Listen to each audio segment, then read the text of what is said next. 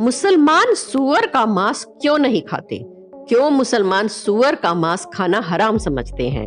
क्यों इस्लाम धर्म में सूअर के मांस को खाने की इजाजत नहीं है? दोस्तों, जैसा कि हम सब जानते ही हैं कि मुसलमानों की जिंदगी में होने वाली हर एक चीज, चाहे फिर वो खाना पीना हो, उठना बैठना हो या फिर कुछ और हो, वो सब कुछ दीन इलाही के मुताबिक होता है।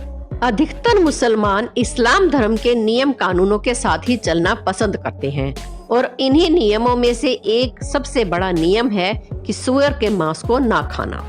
यही वजह है कि इस्लाम धर्म को मानने वाले लोग सूअर के मांस से दूर ही रहते हैं। ऐसे में सबसे बड़ा सवाल ये आता है कि जब इस्लाम धर्म में बाकी जानवरों के मांस को खाना हराम नहीं बताया गया है, तो फिर सूअर के मांस को खाने की मनाही क्यों है?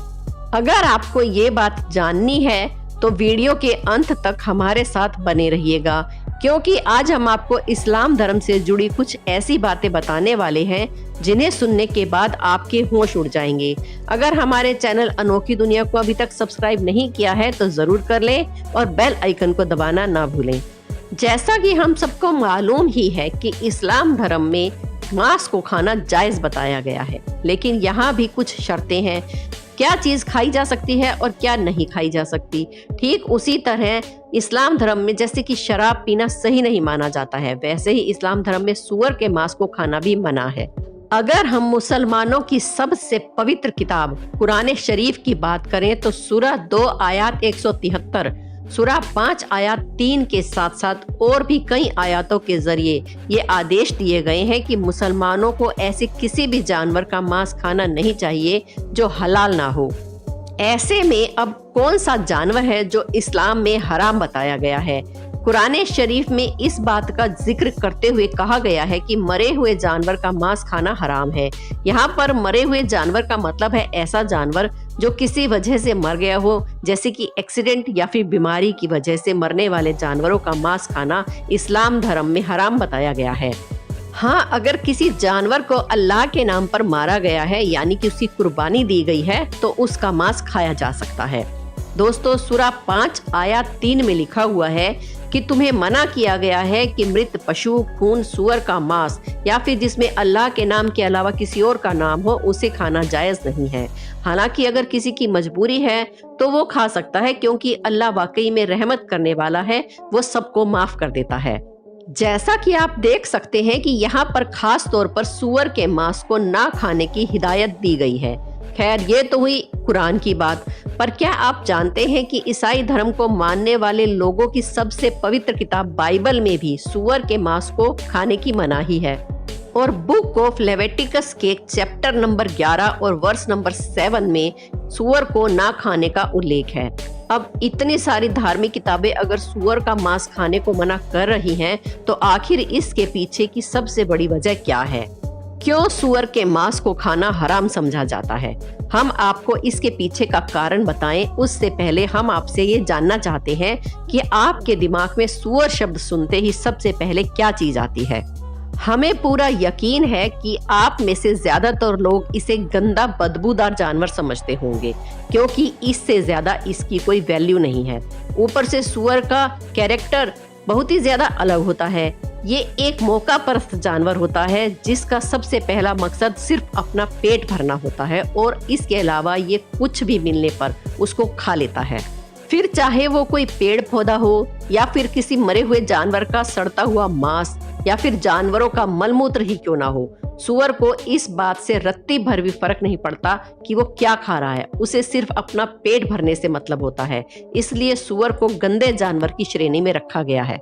हाँ, माना कि विकसित देशों में सूअर साफ जगहों पर पाले जाते हैं, लेकिन साफ सुथरी जगह होने के बावजूद भी उनके एक दूसरे का मलमूत्र खाने की आशंका बनी रहती है, क्योंकि ये चीज उनकी फितरत में होती है। जिस तरह कोयले को चाहे कितना भी तेल, साबुन, पाउडर लगा लो, वो काला ही रहेगा, ठीक उसी तरह सूअर की फितरत भी नहीं बदलती है। अब जैसे गांव और देहातों में जहां लोगों के लिए आधुनिक शौचालय नहीं है, लोग किसी कारणवश खुले में शौच करते हैं, तो सूअर को कुछ भी फर्क नहीं पड़ता, वो कुछ ना मिलने पर उसका भी सेवन कर लेता है। तो जो जानवर दूसरों के मलमूत्र का सेवन भी कर जाता है, उसको किस श्रेणी में रखा जाएगा, ये आप खुद ही सोच लीजिए। इस्लाम धर्म में एक बात साफ साफ बोली गई है कि मुसलमान को गंदगी से बहुत दूर रहना चाहिए। यहाँ साफ बताया गया है कि ऐसी चीजों से भी आप दूर रहिए जो गंदी हो। इसलिए मल मूत्र या दूसरी किसी तरह की गंदगी कपड़ों पर लग जाए तो इंसान नमाज तक नहीं पढ़ सकता और ना ही कुरान शरीफ को हाथ लगा सकता है, जब तक कि वो इंसान अपने शरीर से वो गंदगी साफ ना कर ले। और सूअर तो एक ऐसा जानवर है जो सभी प्रकार की गंदगी को खा लेता है, फिर चाहे वो किसी इंसान का या फिर किसी जानवर का मल मूत्र ही क्यों ना हो। हालांकि कुछ लोग ये तर्क देते हैं कि ऑस्ट्रेलिया जैसे देशों में सूअर का पालन पोषण बेहद साफ सुथरे तरीके से होता है और हम इस चीज को मानते भी हैं। हो सकता है कि साफ सुथरी जगह पर सूअर को एकदम अनुकूल वातावरण में रखा जाता है और उसका पूरा ध्यान भी रखा जाता है, लेकिन आप चाहे इन्हें साफ रखने की कितनी भी कोशिश क्यों ना कर लें, पर प्राकृतिक रूप से इन्हें गंदगी ही पसंद आती है। अच्छा, आप सोच कर देखिए, अगर चोर के सामने सोना चांदी रख दिया जाए तो क्या वो बिना चोरी के रुकेगा? क्योंकि चोरी करना उसकी फितरत है। उसे जैसे ही महंगी चीज दिखाई देगी वो उसे चुपचाप अपना बनाने की कोशिश करेगा। ठीक ऐसे ही बिल्लियां भी होती हैं जिन्हें आप चाहे कितना भी ट्रेन कर लें, लेकिन अगर उनके सामने दूध रखकर चले गए तो वो बिना पिए नहीं मानेंगी। इसी तरह आप चाहे जितना भी सूअर को साफ सुथरा माहौल क्यों ना दे दें, गंदी जगह पर रहना उनकी मजबूरी नहीं बल्कि उनकी फितरत है। उन्हें गंदगी में ही मजा आता है, जिसी वजह से सूअर के मांस में 70 अलग अलग तरह की बीमारियां जन्म लेती हैं। यहाँ तक कि इंसानों के शरीर में सूअर का मांस खाने से कीड़े भी हो सकते हैं, जैसे कि गोलाकार कीड़े, नोकीले कीड़े या फिर दूसरी तरह के कीड़े। सूअर का मांस खाने से ये तुरंत इंसान के शरीर की तरफ आकर्षित होते हैं और इन्हीं सब में सबसे ज्यादा खतरनाक होता है टेपवर्म। ये एक बहुत ही लंबा कीड़ा होता है जो इंसान की आंतों में रहता है। इसके अंडे खून में जाकर लगभग शरीर के सभी अंगों में पहुंच जाते हैं। यहाँ तक कि ये अगर इंसान के दिमाग में चला जाए तो उसकी याददाश्त तक भी जा सकती है। अगर ये दिल में चला जाए तो दिल की धड़कनों की गति गड़बड़ होने लगती है। अगर ये आंखों में चला जाए तो उस व्यक्ति की देखने की क्षमता कम हो जाती है और ठीक इसी तरह शरीर के बाकी अंगों को भी ये नुकसान पहुंचाने में कसर नहीं छोड़ता है। अब आप सोच लीजिए कि मात्र सूअर का मांस खाने से आपको कितनी परेशानी झेलनी पड़ सकती है, फिर वो चाहे सूअर का मांस कच्चा खाया गया हो या पका कर खाया गया हो। सूअर के मांस में जो खतरनाक कीड़े होते हैं वो पकाने पर भी नष्ट नहीं होते। साथ ही सूअर का मांस खाने वाले लोगों को कोलेस्ट्रॉल की प्रॉब्लम भी हो सकती है। दोस्तों, 50% से ज्यादा अमेरिकन हाइपरटेंशन और डिप्रेशन के शिकार होते हैं, जिसका बहुत बड़ा कारण उनका खान पान ही है, जिसमें सूअर का मांस एक बहुत बड़ी भूमिका निभाता है।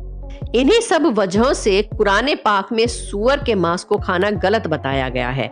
हालांकि सूअर को ना खाने की कुरान पाक में मनाही का कारण एक और भी हो सकता है कि सूअर पानी बहुत ज्यादा पीते हैं।